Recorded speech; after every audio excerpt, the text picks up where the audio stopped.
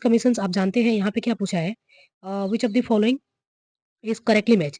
यहाँ पे correctly match कौन सा है, तो फाइनेंस कमीशन कितना में होता है, आपको पता होगा 280 में आता है, तो आई थिंक यही इनकरेक्टली मैच्ड है। ठीक है, ये इनकरेक्टली है। उसके बाद से देखेंगे national commission for backward classes, election commission, ये भी इनकरेक्ट है। National commission for schedule caste, ये भी इनकरेक्ट है। तो करेक्ट पूछा है तो national commission for backward classes, answer should be B. हमारा आंसर क्या हो जाएगा, तो आंसर हो जाएगा हमारा बी, सॉरी, आंसर हो जाएगा हमारा C, national commission for backward classes. ठीक है, क्योंकि यहाँ पे करेक्ट पूछा है, बाकी इनकरेक्ट है, इनकरेक्ट है, इनकरेक्ट है। ठीक है, उसके बाद से इंपॉर्टेंट देखिए जजमेंट, जो आपको पता है कि फंडामेंटल राइट और इन चीज़ों की जो जजमेंट्स होते हैं उससे रिलेटेड क्वेश्चन पूछा गया है।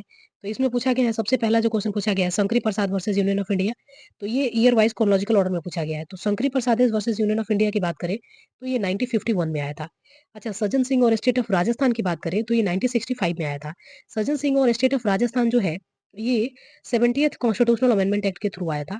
ठीक है, और इसमें भी फंडामेंटल राइट की बात की गई थी कि अमेंडमेंट किसी भी चीज़ को अमेंड किया जा सकता है, including fundamental right. Golaknath versus state of Punjab की बात करें तो 1967 में आया था।